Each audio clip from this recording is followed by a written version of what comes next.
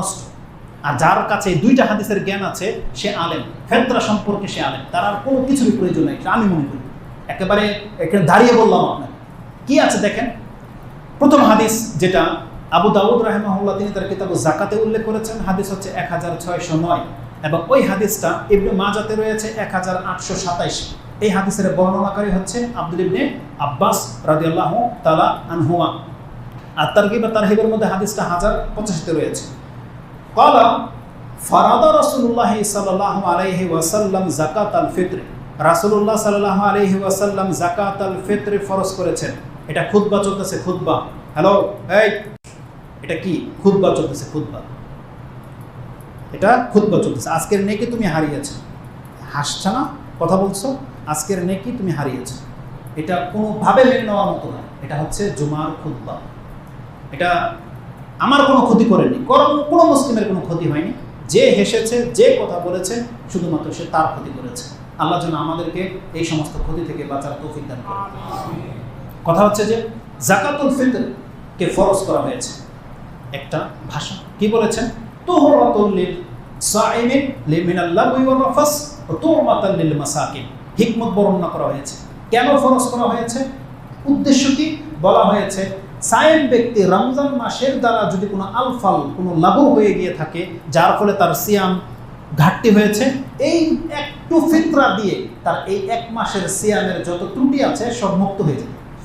এটা হচ্ছে হিকমত। আরেকটা হিকমত কি?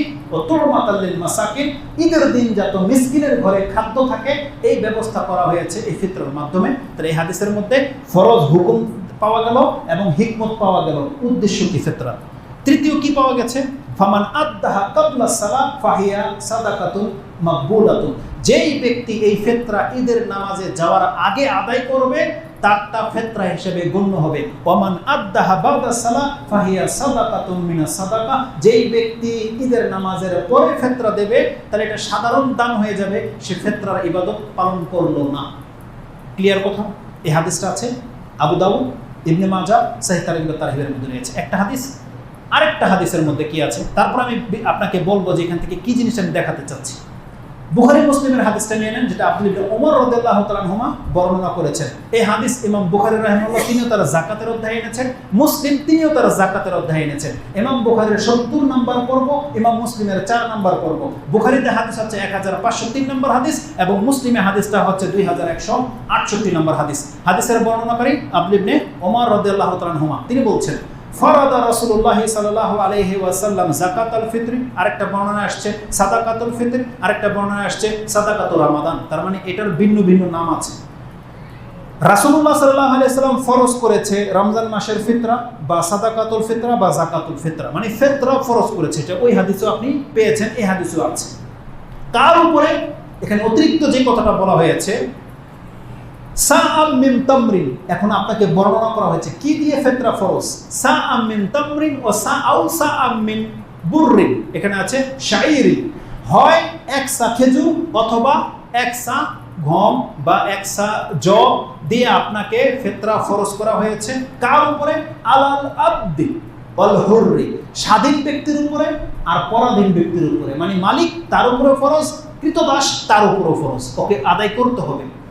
ওয়া যাকারি ওয়াল উনসা, মহিলা পুরুষ বাদ রাখা হয়নি। ওয়া সাগীরি ওয়াল কাবীর, ছোট বড় বাদ রাখা হয়নি। এক কথায় মিনাল মুসলিমিন, এই কথাটা বলেছে। ফিতরা কার উপরে ফরজ? প্রত্যেক মুসলিমের উপরে ফরজ। ছোট তার উপরে ফরজ, বড় তার উপরে ফরজ, মহিলা ফরজ, পুরুষ ফরজ। এক কথায় যেই মুসলিমের প্রাণ আছে তার উপরে ফিতরা ফরজ। ফিতরা ফরজ হওয়ার জন্য সামর্থ্য ধার্য করা হয়নি, সামর্থ্যের কোনো কথাই নেই, কোনো নিসাবই নেই। আপনার নিসাব আপনার প্রাণ, যার প্রাণ আছে তার উপরে সাদাকাতুল ফিতর ফরজ। এইভাবে কেউ আপনাকে বলে নেন আপনার প্রাণ আছে আপনার উপরে সাদাকাতুল ফিতরা ফরজ, এটাই আপনার নিসাব। যারা যাকাতের সাথে কম্পেয়ার করে তাদের মাথার মধ্যে আসলে সমস্যা। হাদিসে স্পষ্ট যেখানে বলা হয়েছে কোন মানে সামর্থ্য উল্লেখ করা হয়নি। একটা গোলামের তো মালিকই নেই, সম্পদই নেই, অরণ্য ফরজ, অতএব ফরজ। তারপর কি বলা হয়েছে? ওয়া আমারা বিহা, আমাদেরকে আদেশ করা হয়েছে আনতু ওয়াদ্দা ক্বাবলা খুরুজিন নাস ইলা সালাহ, মানুষ ঈদগাহে যাওয়ার আগেই তুমি তোমার ফিতরা আদায় করে নাও। বলেছে এই দুইটা হাদিস আপনার সমস্ত ফিতরার মাসলা শেষ। কি আছে? আপনি জানতে পারলেন ফিতরা আপনার উপরে ফরজ, কি দিয়ে দিতে হবে?